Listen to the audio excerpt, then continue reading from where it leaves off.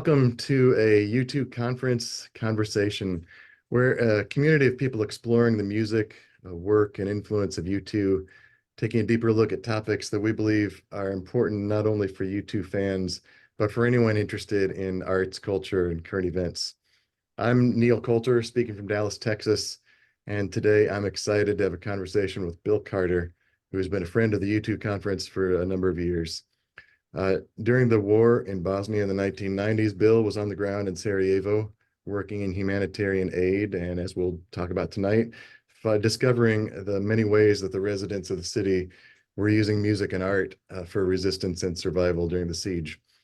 Along the way, Bill got in touch with U2 and innovated a way of getting news from Bosnia to the wider world through the Zoo TV tour. Bill is an author, advocate, university teacher, speaks around the world on humanitarian and environmental topics. He's the author of 3 books, including Fools Rush In, which tells the story of his time in Bosnia. He directed the documentary Miss Sarajevo in 1995, and we've invited him to join us today because of a new documentary he wrote and appears in called Kiss the Future, which had a limited theatrical release earlier this year and begins streaming on Paramount Plus tomorrow, May 7th. We're really glad to have you back with us today. Bill, thanks for joining us to talk about a fantastic and I guess I might say, unfortunately, timely film, a film from 30 years ago that is so similar to what we're seeing happening in the news today. So we'll talk about that. I've got several questions to ask you, and then we'll see if anyone on the Zoom has questions for you too. So I want to start off. I know a lot of U2 fans are very familiar with your story. We've been following you for a lot of years. But I know that we also in our community have some newer fans, maybe younger fans who didn't live through those years. And so I wonder if you could just set the scene for us. What was happening at that time? And how did a guy from California find himself in a war zone in Sarajevo? Okay, read the book and I'll see you all later. No, no. What was happening in ex-Yugoslavia was I mean, really what happened is a very famous saying in Sarajevo, the Berlin Wall fell and landed on Bosnia. Once the Berlin Wall came down in 1991, is that uh, it just started a small earthquake, especially in Eastern Europe. And that earthquake, or was it 89? I can't remember when it fell down. 89, right? 89, I think, is when it fell or came down. Those countries in Eastern Europe had to make all these decisions, and who were they and how did they break away and how did they become their own countries again. And Yugoslavia was in a really weird place because they had kind of this interesting world of being communist, you know, allies. They were part of the Soviet Union kind of Iron Curtain there, but they had the coast and they had Tito, who was a very independent person. So they had this kind of world that really worked for them. And when it broke up, all 6 of the different groups that became different countries all had different agendas. And the most dominant agenda was the Serb nationalist, who decided that they wanted the coast, essentially. They wanted the Croatian coast. So they started really pushing nationalist agenda, populism, nativism. And, that's the key to everything. You create the sense of the other. There's an other that you need to make the enemy, and that rallies the people, and you throw in a spiced up history that people think needs to be revenged, and there you go. And the Croatian Serbian war ended pretty fast, and then the problem was between Serbia and Croatia there's this thing that's called Bosnia, and pretty soon those 2 groups, Serbia and Croatia, decided, actually it's on tape, the 2 leaders, to basically carve it up and eat the land, a land grab. Hence, Sarajevo, other towns like Goražde, Zepa, Tuzla, Bihać, they all paid the price for that. So what was happening was a nationalistic excuse to take over real estate. I mean, I'm being very simple here, but that's kind of what it was. Milosevic, who was the leader of Serbia, he's not actually a nationalist at heart. He was an international banker, worked a lot in the U.S. Uh, he just saw an opportunity, political opportunity, and that's what he did. Other people behind him were extreme freaks, nationalists. So those people were the believers, and they kind of led that thing for him. But he was just an opportunist. Um, and the result was a lot of death and a lot of destruction and uh, a lot of hand wringing in the West of what to do. You know, that's the stage of what was happening in terms of my involvement. Um, man, that is loose. That's my involvement was harebrained. Um, I was kind of coming off a 2 year very dark kind of grief from losing someone I loved, and I was lost. And I had a friend, and he was someone who was very important. He was a friend who had met this girl, Karina, the one who died. And I went to college with him, and he was working in Croatia in the NGO space. He's very smart, very capable, and he also knew that I shouldn't go there. So when I called him and said, I'm gonna come over there, he said, no, no, don't do that. No, don't do that, Bill. I know what you're doing. And I said, well, I'll see you in 2 weeks. So I landed there with $200 and no ticket home, and Jason was gracious enough to put me up, and he was working with the IRC, International Rescue Committee, and a little bit of the UN, and I started trying to get a way to just put some energy to work. That's pretty much what I was trying to do, is burn up some of my energy that I was having, kind of exhaust me. And yeah, that's how I got in. I mean, that's why I went, and that's how I got in was with the Serious Road Trip, which was, it's a great story in the film about the circus that I joined. And in looking back, I couldn't have imagined a better group of people for me. They were mad. They were like mad hatters. But at that point in my life, they were exactly who I needed to hook up with, because they weren't everything was against the rules. Everything was seat of their pants. And that fit me really well at that time. You could argue it does still, but Yeah. I don't know if I answered your question, but I hope I No, did. that's good. And if any of you haven't read the book yet, this is the whole story in the book, and it's amazing. So the book has much more of your story, Bill, of what you were going through and what day-to-day life was like than we see in the film. Yeah. So now we have the new documentary, and you've been the bearer of this story for all these years. So why is this the right time to tell the story again in documentary film form? I'm not sure if I thought it was. I mean, you know, um, when I got the phone call from Nenad Chichenshain, who's the director, he called. It's really an irony. He told me he sent me an email to my website that I totally erased, because I get a lot of people that write me emails that say, "Hey, this should be a film." I'm like, I know that. I've been trying. So, I just kind of was like, yeah, yeah, yeah. And so he called me, and he really wanted to make something out of this, but it was more around the concert a little bit. Um, and then the book started to be, the stories are in the book, right? That's what the stories are. Because I think it was very clearly, no, U2 was not going to make a movie about just the concert. That's not kind of who they are.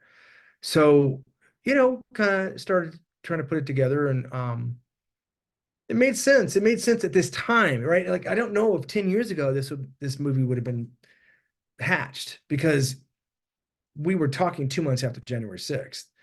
Um, and January 6th was really the impetus to I don't know, let's call it wake up. And unfortunately, what happened in Bosnia and Sarajevo is a really good roadmap of what you don't want to happen.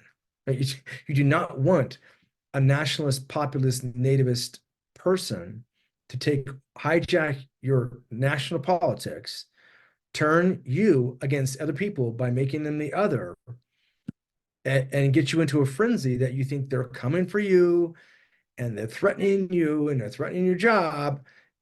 That's what happened in Bosnia. And January 6th, I think people, even some in Congress, are trying to say they're like, oh, that was, come on, that was no big deal.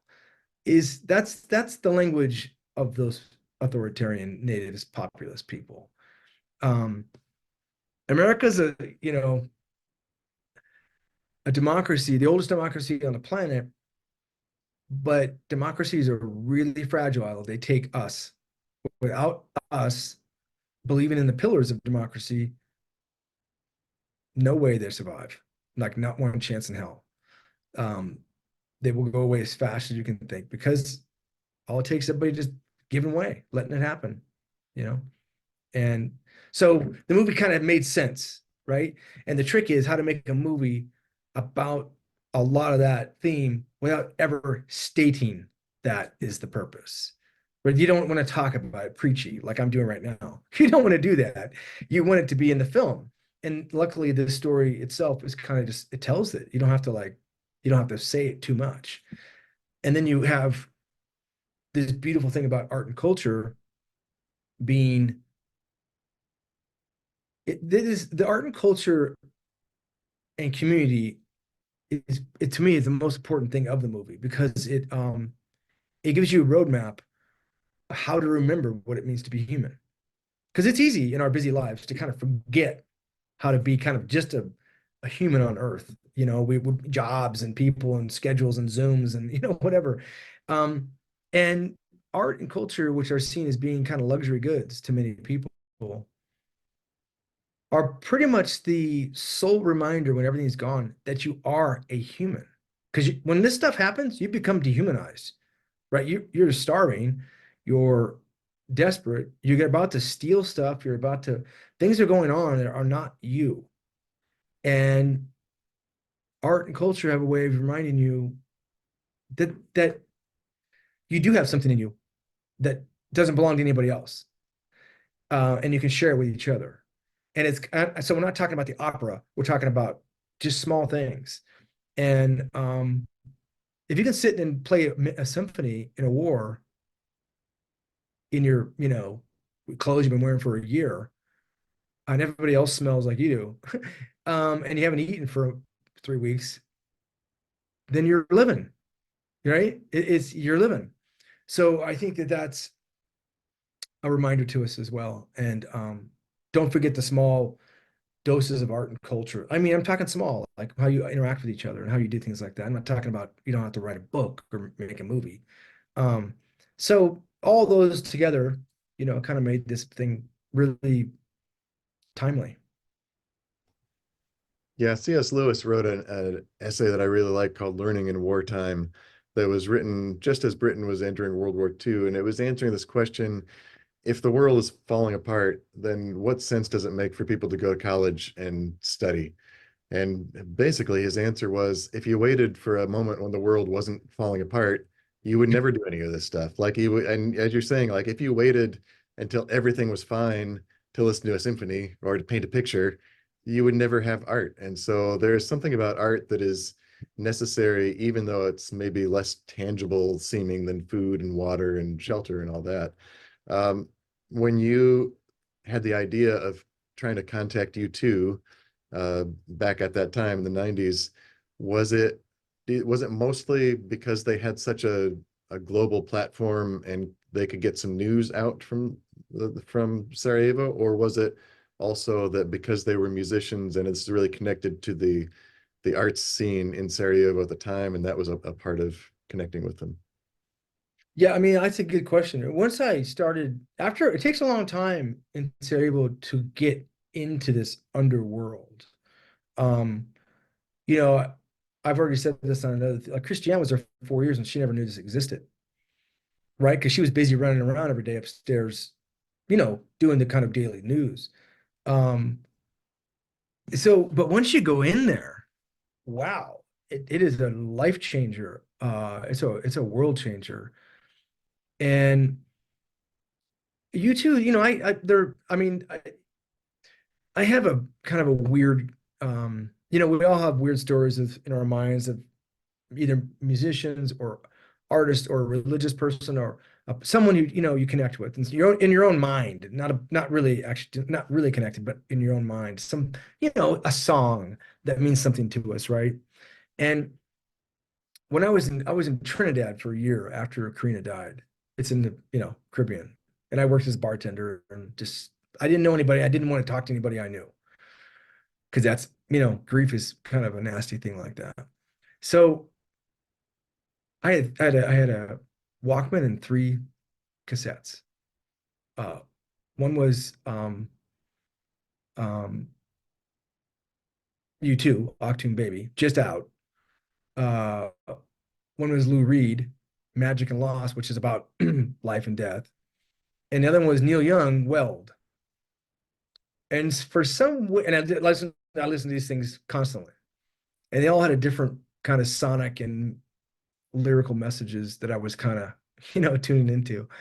And and then when I got to Croatia and started going into Bosnia, U2 was on everybody's, Octave Baby was playing everywhere.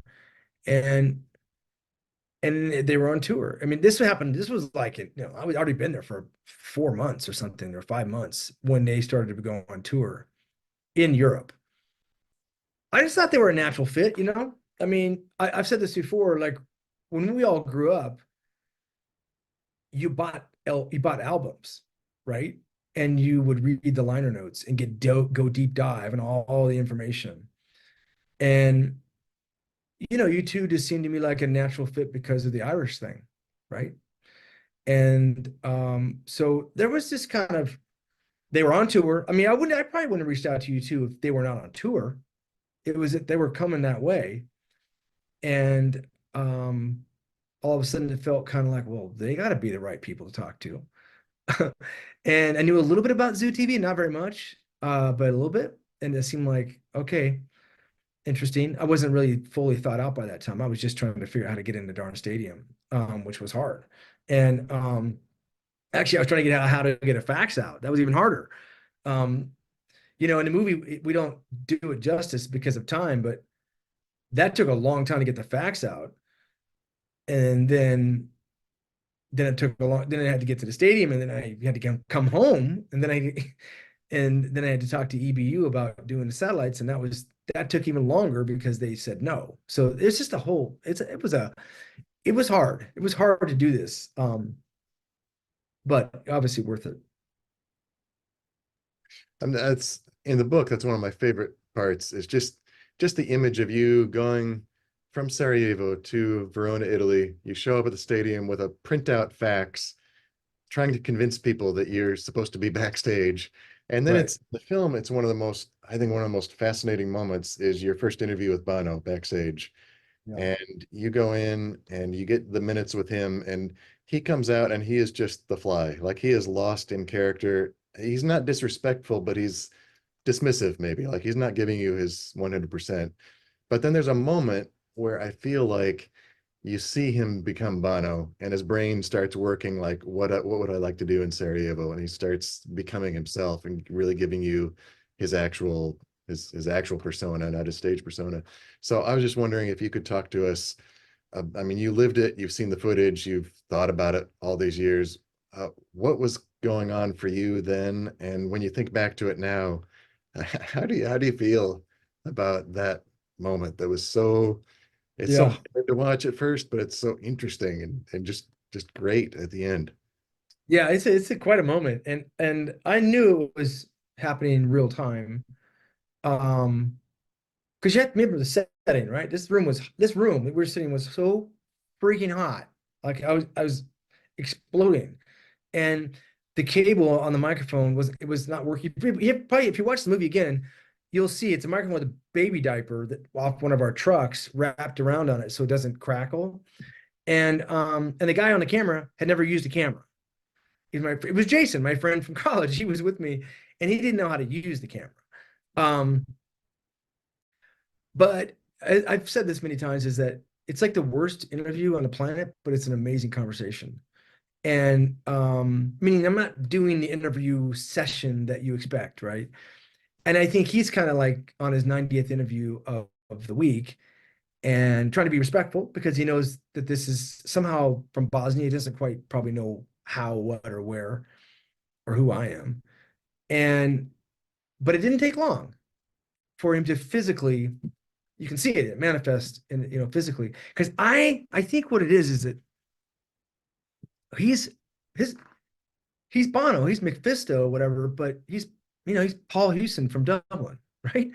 And so I was now asking questions or quickly. We were not talking about what people talk about when they talk to him. And as soon as they realized, I think it was something else that was the intention of this thing. I think that appealed to his intention as a human, as a young Irish person, you know. And I think that that happened very naturally, organically. It wasn't hard for either of us to go there. And the interview is the interview's longer than it is on in the film, but it's kind of the beginning of everything. The interview led, it's a phenomenal thing that happened, right? We had an interview, then I went back to the villa, had a big conversation with him and Edge and Paul and all those people, and they wanted to come. Bono wanted to come with me, like, I'm coming with you to Sarajevo. I'm like, yeah, I don't know how to do this, but yeah, sounds good. And then it shifted to, think of something. And and then I don't know, within 3 weeks, we were doing satellite links.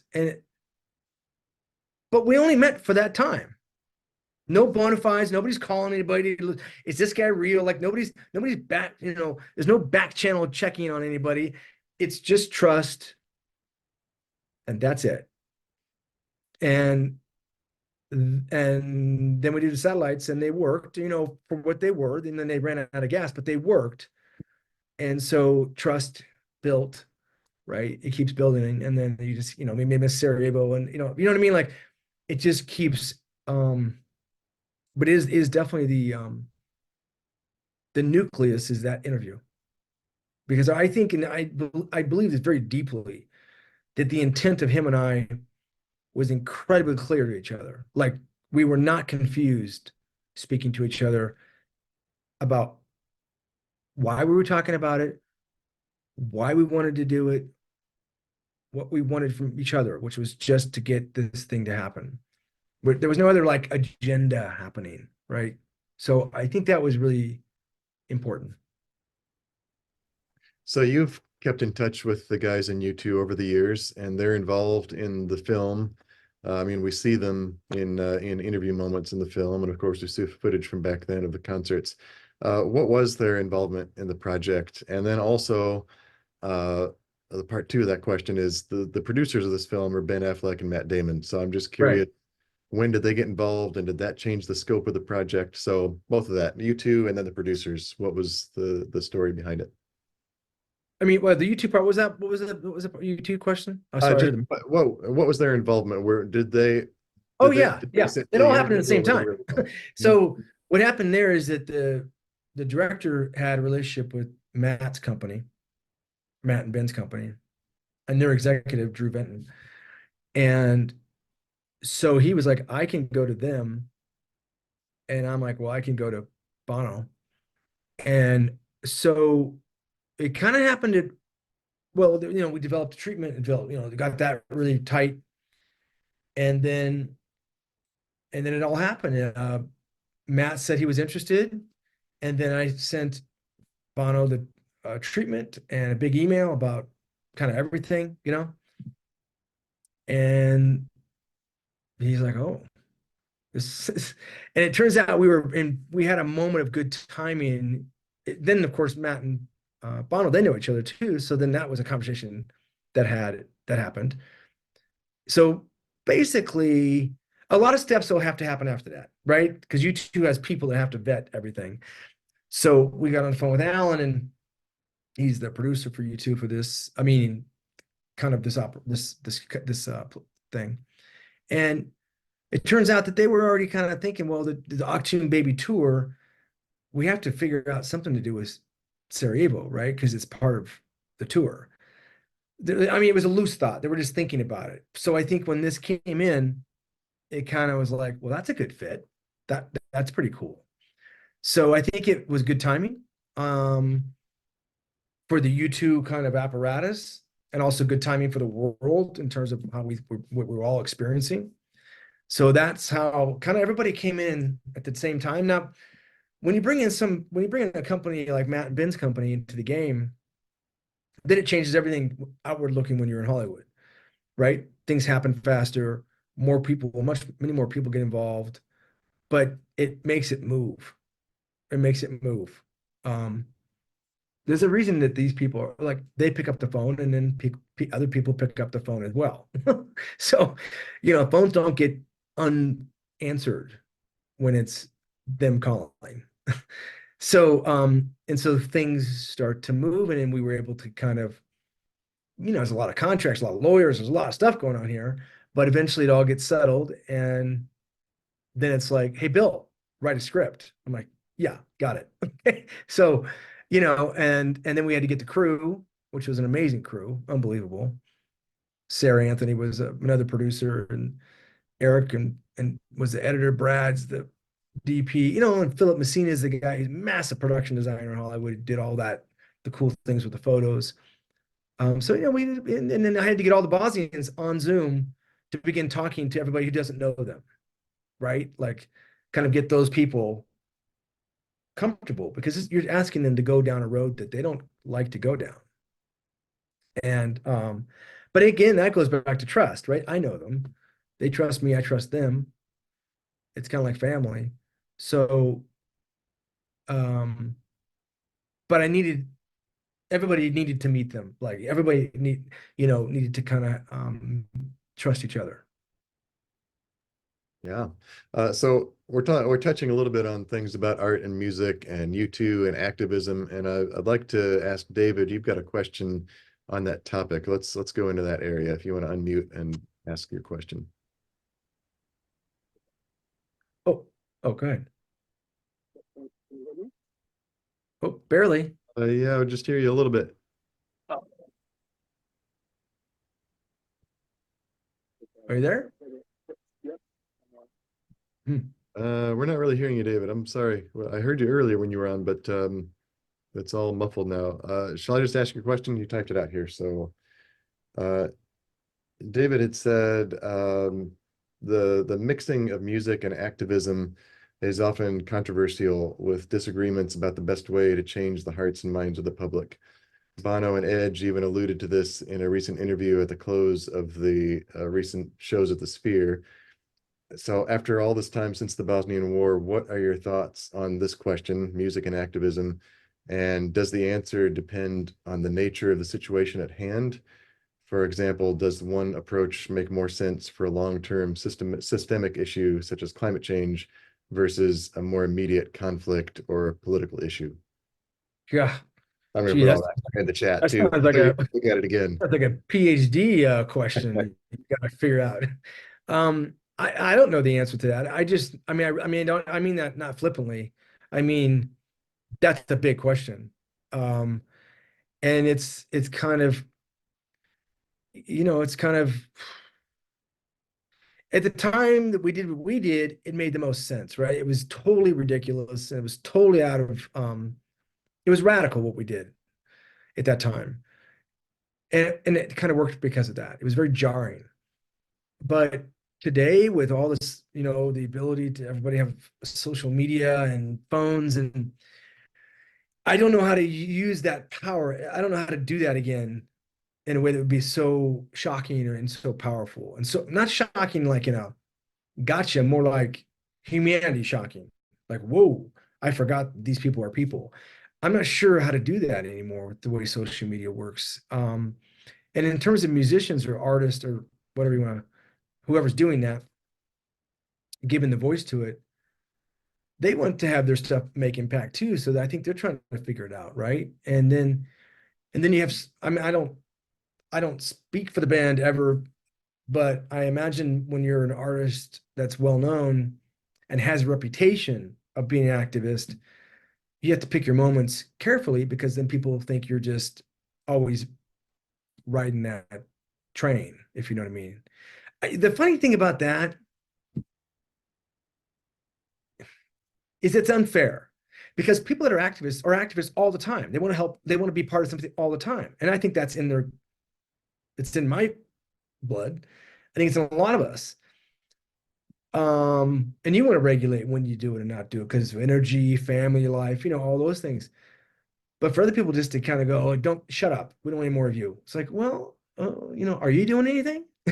Um, I mean, when I was doing, I cannot tell you how many people told me this was useless. Bosnians. Um, and and I got why they said it. There was kind of a cynical nature of what they were living through. And also we never saw any of these things. So we didn't feel the impact inside the city. But I got it when I went to London and and people were saying the same thing. I'm like, one time I was at an MTV party and this guy was talking and it was very fresh after the concert. This guy's over there yelling about how those things were bullshit. The satellites. And I'm like right behind him. And I'm like, did you see any of them?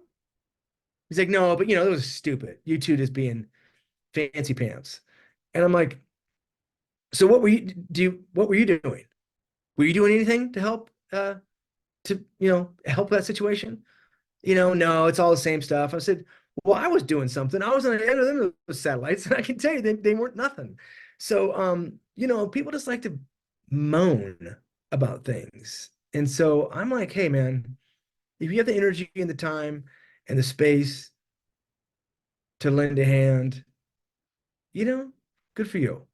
And if you don't, that's okay too. Life's busy. I don't hold it against anybody that doesn't want to, you know what I mean? Like there's too much moaning about people doing something or not doing anything, which and we're all humans. We're all trying to do what we can do, I think.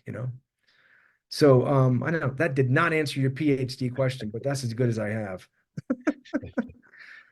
I think Angela, do you want to unmute and ask your question about Sarajevo today? Sure. Hi, Bill. Hi. We, I had chance. I finally looked on YouTube and saw that the concert, the Sarajevo concert, is there. Very low quality, Terrible. Yeah. terrible, absolutely awful. But of course, I'm going to watch it, and of course, I'm going to read the comments. And I was struck by Sarajevans talking about, oh, this was back when we had some hope for the future. It's not like that today. And so I'm curious from your perspective and from talking with your friends who are still there, what's it like today in Sarajevo? Well, what they're talking about is that the concert truly was this. There's nothing else like it I've ever been to. And there's a reason, right? Because these people are coming out of their holes, right? Coming out of the dark. And the ability to put all those people in one place after what had happened there is pretty overwhelming. So for them, it was like the beginning of the new.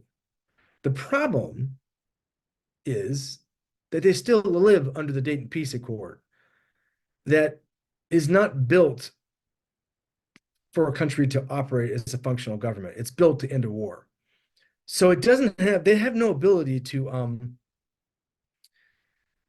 grow because everything it's a 2-year operation. The presidency changes every 2 years between the three national groups: uh, Croatia, Bosnian Croatians, Bosnian Serbs, and Bosniaks, which are seen as the Muslims, but they're actually anybody who's living in that part of Bosnia. It could be a Serb, it doesn't matter. Is So nobody has time to do anything. Like nobody, you have just enough time to be corrupt enough to get your piece of pie before you leave after 2 years. So nobody does anything. And meanwhile, the nationalist Serbs in Serbia are still cooking up. It's just it's not a functional place. But if you go there, it's amazing. You'll have an amazing time. It's not like there's any sort of weirdness there. It's just but what they're talking about is they wanted to be growing, right? Politically, economically, all those things. And what they really have is a brain drain and all these other things going on. And so it's stuck. and not by they don't want it. They would love to get rid of the peace accord, love it, but they don't control it. That's international community. And with the world as it is now, no one's taking that up, right? There's a lot of things on the plate of the world. So it's not Bosnia. And fortunately, it might be if it, in the future, but right now it's not on the radar, you know. So but it's a great place to visit. It's incredibly fun. It's an incredible food and culture and mountains and rivers and beaches and, the whole deal. It's fantastic. I see one question and I want to answer it because of it was reminding me of what I just said. I didn't clarify probably, unless I did, but Stu asked it. What was it like on our end of the satellites? And you really have to figure this. You have to try to imagine what I'm telling you. I'd have to convince someone in town to do this. And almost all of them didn't want to do it. But I really had to explain what they're doing. They're going to be live to like 80,000, 100,000 people. And they were scared of that. They all were malnourished and they were scared of how they looked. They were scared of how their English wasn't good enough, or they were scared of screwing it up, just right, all those things. But we would talk all day. And then, I kind of got them to go for it. And then I had to get them to the TV station, which is 4 kilometers of sniper's hell. So that is a navigation that these people are not, most of them had never been to the TV station for years. And the idea of going there was like, to them was like, I mean, every day was like a crapshoot, but going there was a real crapshoot. And they would go, then we get there.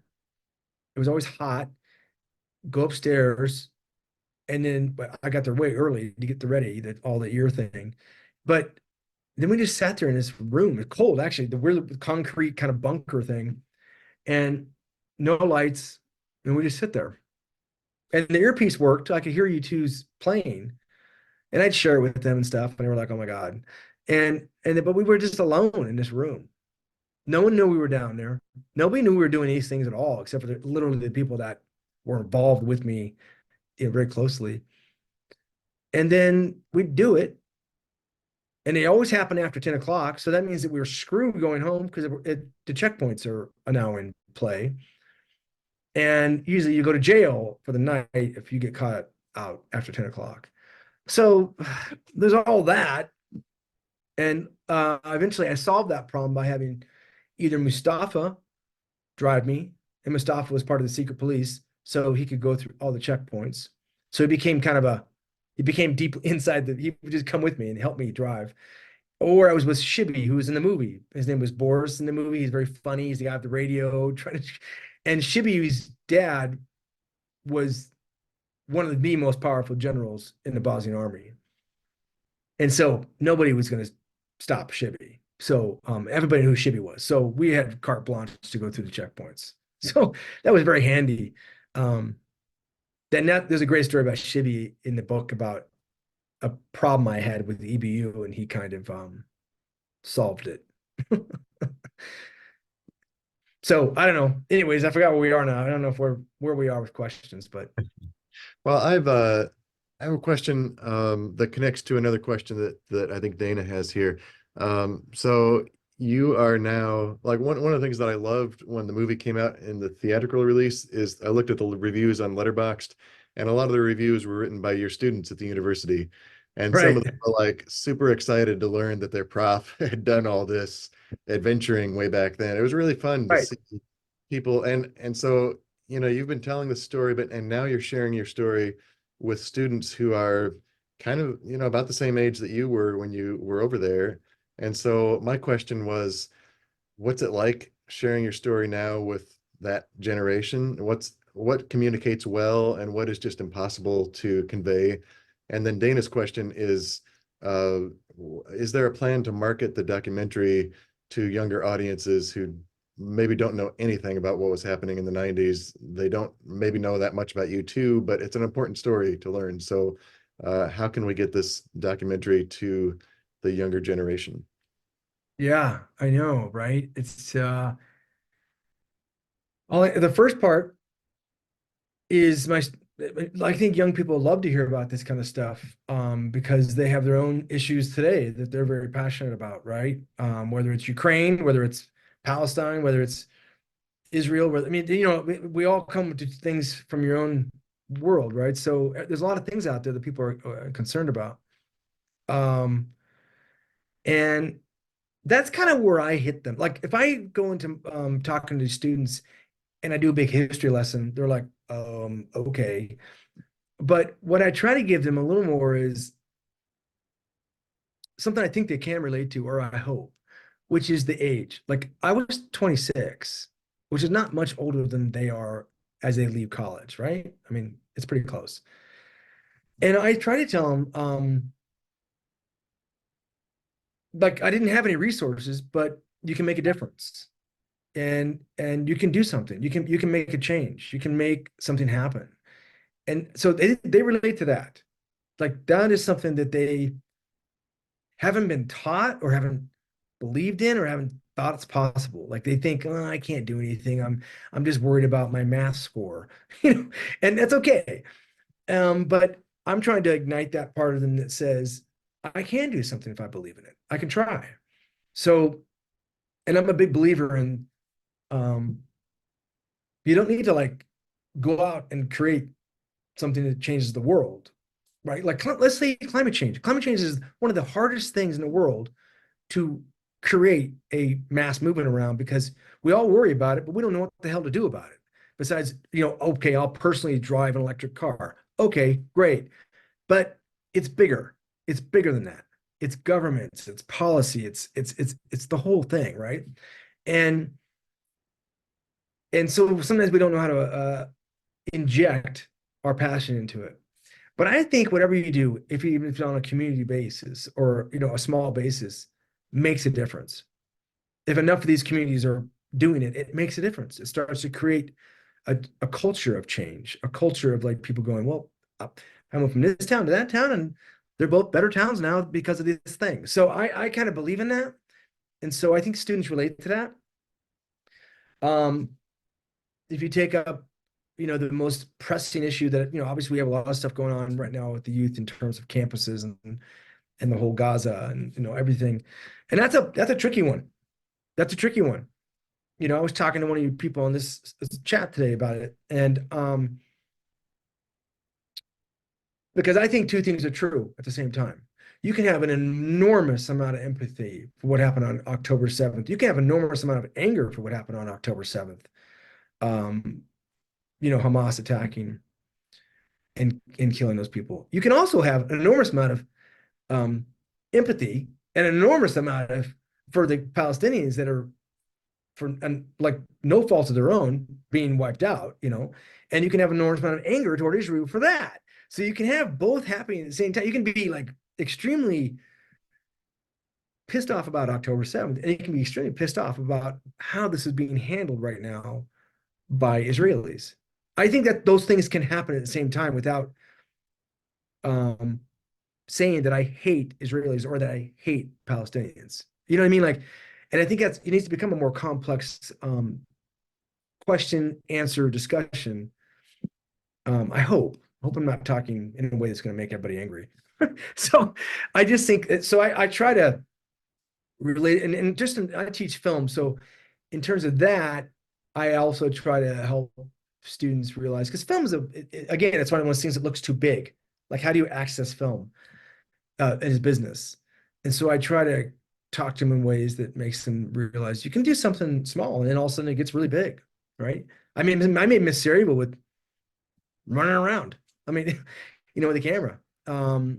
I mean, obviously I met Bono and it kind of changed my world, but um, able to complete it, but at least I was still filming, right? I think that the question that Dana is asking about how do you market now, Dana, I need you to get on the phone with me and let's talk to some studio people. Like I think they're not thinking about the youth a lot, and I think that's a mistake. And maybe they are, and I just haven't had the conversation yet. But Um, it's hard, I think they're thinking, well, we'll get some of the U2 people involved, meaning U2 fans, right? But I think there is a way to talk to the youth about this, because the idea you can make a difference as a youth. My story is relatable to youth, to young people, because I look young in the movie, right? Like, I mean, my pictures and stuff like that look young. I don't look young, but my archival footage tells everybody, hey, that guy just had long hair and earring and is a goofball running around the city. So, and everybody can do that.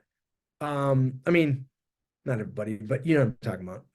It's accessible. How's that? Um, and so I don't know. We'll see what happens, right? I think that sometimes you can't control. I think this is maybe what people are thinking on that side of the game. Just do is it? You gotta let the movie just kind of come out. It's got a lot of good reviews. Let it get out there. I think this is one of those some movies you have to overpower the public with advertising, right? Like what was that one that bombed recently? Supposed to be the big hit. Um, Whatever. Summer Splat. It's supposed to be big and Barbie destroyed it instead of Oppenheimer. But it was supposed to be like a big fun thing and nobody went to it. And I think this one is not that. I think it's a word of mouth. I think people start watching it by mistake even, right? They're at Paramount. They're like, what's on Paramount? Oh, okay, I'll watch this thing. And they're like, holy crap, this is interesting. And then start talking to each other and it starts to, I think it's going to be more of that kind of movie. And if it works like that, that's much more powerful because it's organic. It's an organic audience coming to the movie. So I think that's hopefully what's going to happen. Yeah, I hope so. And it's true that I can imagine somebody starting this and not being able to put it down, because it opens with the TVs and the zoo station. It's very gripping. You instantly realize this is not like a news report. This is going to be something way bigger. And the great thing about streaming is anybody can access it. So I would say for Dana, for other people who are on college campuses or in any sort of community groups that have, any sort of access to a group, just sponsor a film night and watch it. Get 5 people, get 20 people, whatever, because it's a great story. It's an amazing story and it's so relevant today. And it for youth, for older people, from YouTube fans, for not YouTube fans. I went to YouTube haters to watch it because it's when you watch it, stop thinking about U2 as like some famous band. They're just people. And they happen to be famous and they happen to be artists, but as people, you don't do all of the stuff we did to try to win a point. As a matter of fact, what they did was literally the opposite what you try to do to win a point. Because what are you doing? You're crushing your show, crushing it, right? You're destroying the show in some ways for some people in the audience who are like, right? They spend all their money to come to this thing and you're like, smack. So that takes guts. Because that's not what most people would have done, I don't think. And so as far as I'm reading some of these questions right here, I think that I appreciate the question from Terry, but I think this is where the disconnect happens between us and industry. Because of the question that was asked by the younger person, just because Matt and Ben and U2 are involved, it doesn't always make theaters are we were talking about, Neil, before we came on, is that theater runs are very rare once a streamer buys it. So because they don't want that, and that's just the nature of the beast now. We got it into theaters for 2 weeks because of Matt and Ben. And also, there's also something going on here, which is can be both equally frustrating, but also equally honorable, which is U2 knows, they know who they are, but they also know that if they get in front of this story, then it becomes about U2, and the movie's not about U2. The movie's it's about this spirit, this culture, this art. It's not about me. It's not about U2. It's about a lot of us. It's about all of us. And I think that was their fear of getting too ahead of it. They want the story to organically, they're always going to be willing, they're always going to want to support it in the right way.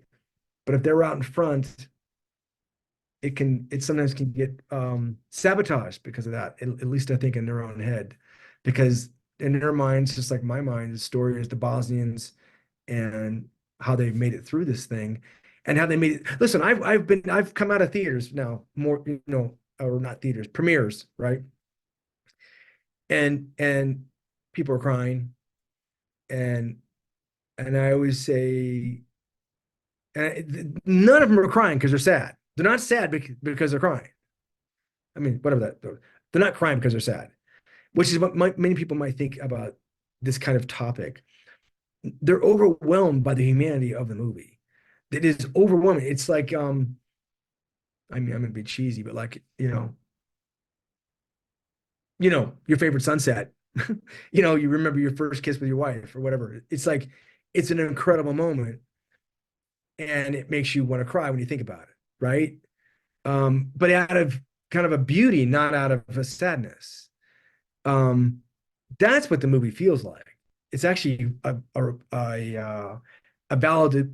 validating humanity because of how people behaved and how they acted and what they did, each of us.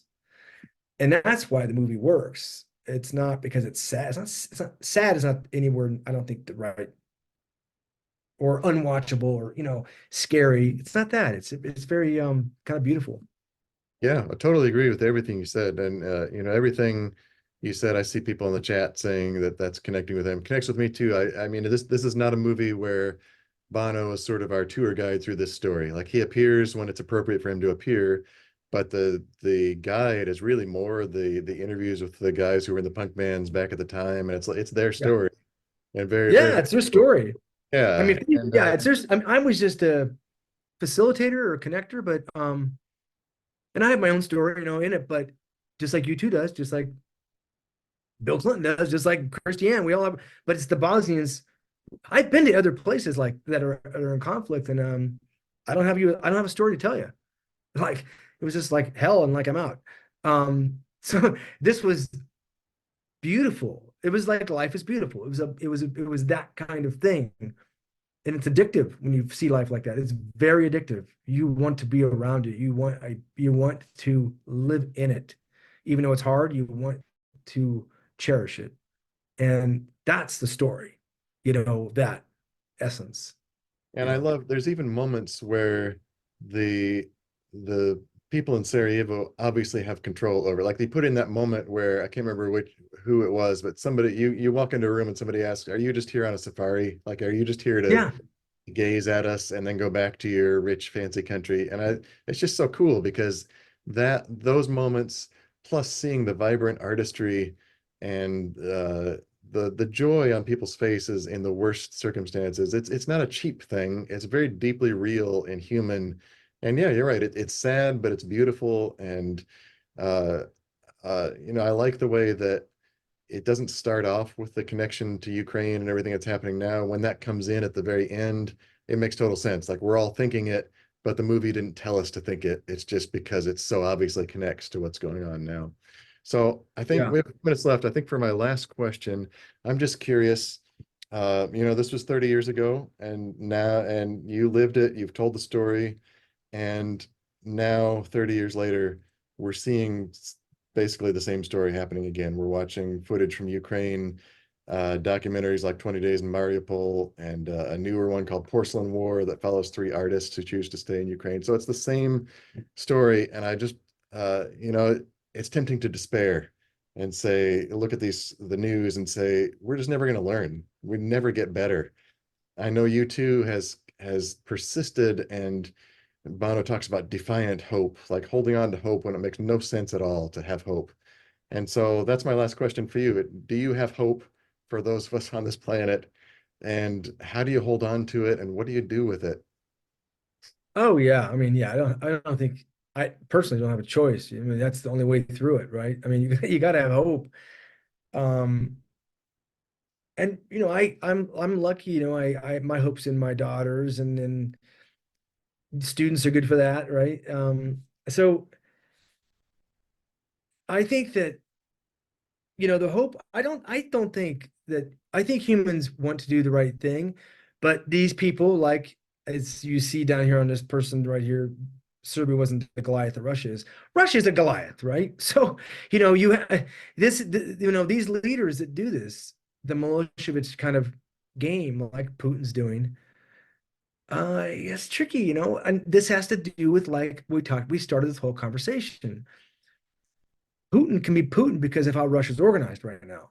It's a criminal activity, right? It so we have these things we call democracy are the reasons we don't have those things, at least extreme. How's that? Except for at the moment we are on the tip on the we don't know where we're going, and that scares me, which is why I'm so actively involved for the next 5 months trying to use the film as a heavy-handed. The movie's not heavy-handed, but I wanted to kind of hit people in the we all do. All the people that made this movie really want it to be used in a way that is makes people go, huh, does that would that ever happen here? That kind of thinking, because that's one of the reasons we made it. And Ukraine started months before we went to Sarajevo to get the interviews, which was crazy. And so I have hope because I believe humans have an instinct to try to hopefully get better and learn, but there's people that will take advantage of our weaknesses.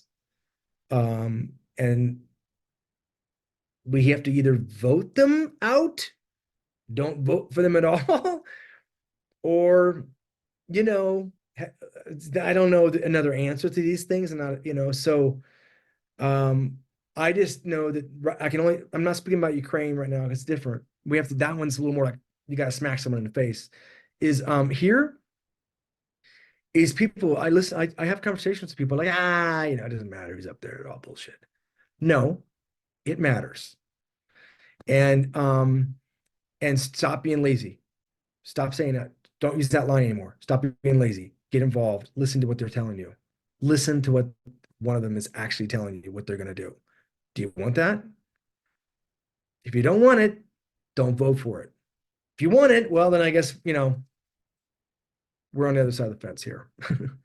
So, and I don't think this is not a political I don't think it's a Republican Democrat thing.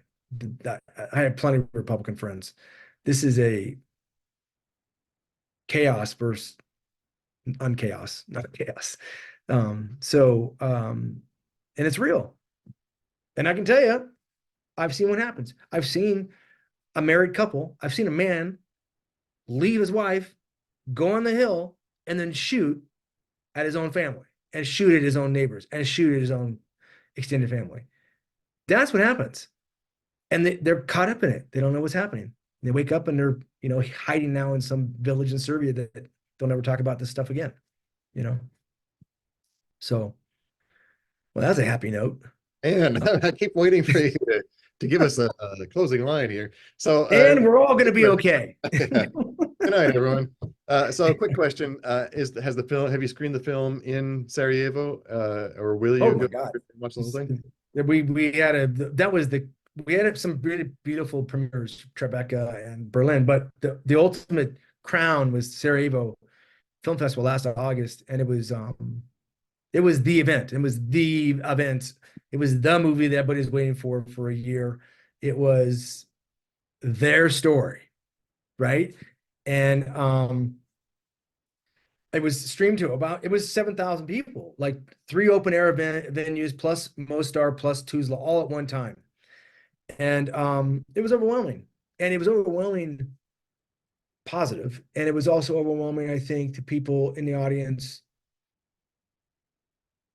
to think of their own moments in that time, right? That they went through there's so many reactions that were happening in that audience that I'll never know, And so it was really cool. And I think that the movie will be something they use as a tool, if you will, for themselves for a long time, And that thing you mentioned, which I'll tell you, that thing that you mentioned, which is really important in the movie about calling me a war tourist and challenging me and who are you?